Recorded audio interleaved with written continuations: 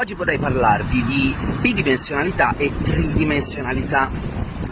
Ho parlato tanto nei miei video, specialmente sul mio canale di YouTube di Ipnosi Naturale, sul concetto di dualità e non dualità, di virtualità e realtà. Ho parlato tantissimo dei limiti delle percezioni e se ancora non avete visto quei video, quei webinar completi, guardateli. Quando faccio queste cose che sono gratuite, sfruttatele, no? Ma oggi vi voglio parlare di linearità, bidimensionalità e tridimensionalità, perché nella nostra vita io sto parlando dal punto di vista degli occidentali, siamo stati condizionati moltissimo nell'utilizzo della logica e del raziocinio. La filosofia ha fatto da padrone per diverso tempo per quello che riguarda l'utilizzo della logica, di come si possono spiegare le cose, di come si possono ragionare appunto. Allora, intanto dobbiamo comprendere che un ragionamento si appoggia su una struttura logica. Se volete studiare qualcosa della logica, se andate nella parte filosofica di Aristotele, c'è tanto da imparare, ok? Allora, la logica, se x allora y, può essere utilizzata con un ragionamento che però certe volte non sta in piedi. Ed ecco che la logica e il raziocinio spesso ci traggono in inganno. Piano piano ci arriviamo a questo concetto di linearità e tridimensionalità, o bidimensionalità e tridimensionalità.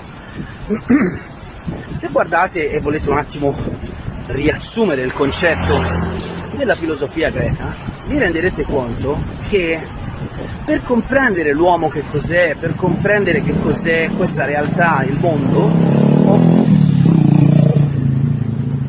scusate, odio le persone che hanno le marmitte che fanno rumore. Odio i rumori in generale. Sono umano anch'io, c'è qualcosa che odio anch'io. Allora, vi dicevo, nella filosofia greca sono state tolte o messe da parte le emozioni, i sentimenti, tutto ciò che è impalpabile, tutto ciò che poteva rompere le scatole ad un processo appunto lineare, logico, razionale. Il problema è che se cerchi di vivere una vita solo in funzione della logica, solo in funzione del raziocinio, e ne sto parlando io che di lavoro faccio programmazione, no? Mi occupo di programmazione di percorsi, mi occupo di programmazione neurolinguistica, quindi è importante la logica e il raziocinio, non voglio dire di no, però fino a un certo punto, perché nel momento in cui tiri fuori dalla tua vita tutto quello che è sentimento, tutto quello che è emozione, la vita si schiaccia, diventa una vita piatta, diventa una vita che sulla carta è perfetta. Vedi quel signore là, lui va a fare la mattina la sua corsa e poi medita e poi va a lavorare e poi torna a casa, cucina, sta nella famiglia, guarda un film, torna a letto e poi la mattina dopo ricomincia, è un uomo come si deve, ma non c'è sostanza dentro se non ci sono sensazioni, se non ci sono emozioni. Perché non c'è sostanza?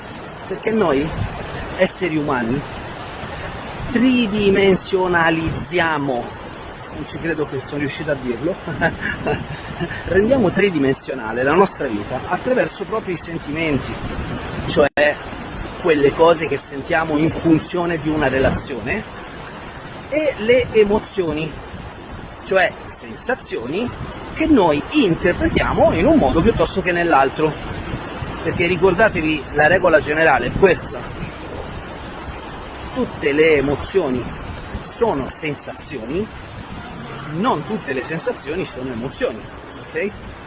La sensazione del caldo e del freddo all'interno di una stanza non necessariamente è un'emozione, ma se qualcuno vi dà un abbraccio e voi vi sentite caldi per l'abbraccio e legate quella sensazione ad un significato e quindi tridimensionalizzate il raziocinio, la logica, ecco che avete un'emozione.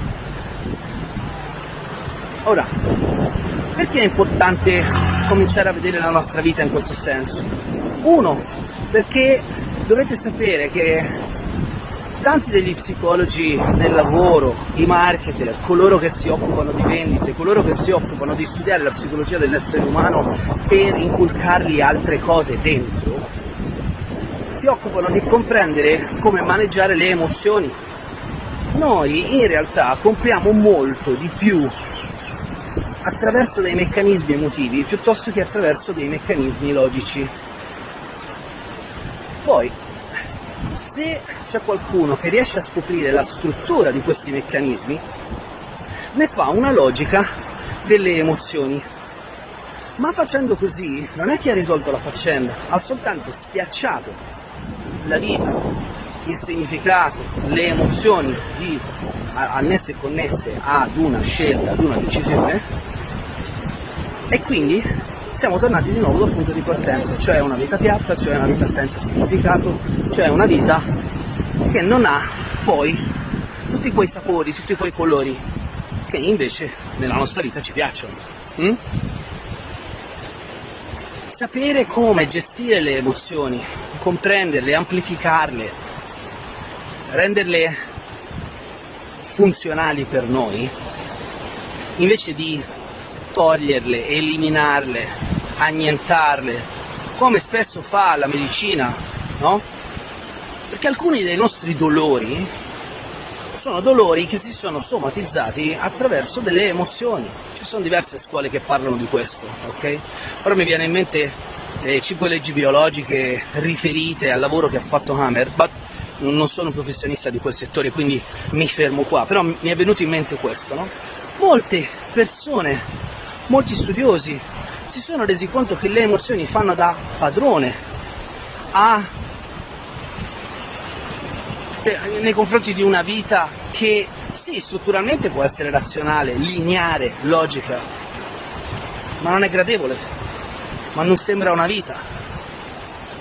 Infatti la differenza fra un automa e un essere umano è proprio quello, la capacità di avvertire sentimenti, cioè legami con gli altri, con le cose, con gli animali, con le persone, e avvertire emozioni e quindi comprendere come alcuni tipi di esperienze possano essere vissuti tridimensionalmente. Se ti interessano questi temi, se ti ritrovi in quello che sto dicendo durante la mia passeggiata quotidiana, e vuoi magari fare un lavoro su te stesso o su te stessa che sia costruito, strutturato bene, che stia in piedi, non che sia soltanto logico e razionale, ok? Perché le statistiche ci hanno detto che per eliminare l'ansia si fa così e così.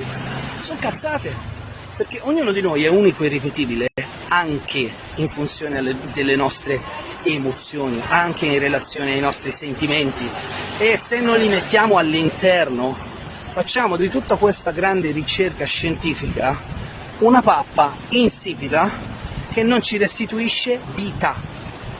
Forse ci può restituire per un breve periodo un momento di tregua da alcune sensazioni che non ci piacciono, ma non è vita, ok? La vita è fatta di densità e tridimensionalità. Bene, il mio contatto lo conoscete, se non lo conosci www.carusocolzi.com. Io adesso sono arrivato quasi in fondo alla mia camminata, mi faccio un bagnetto, medito, perché tutti i giorni un po', e poi inizio con le sessioni dei miei clienti. Buona giornata a tutti.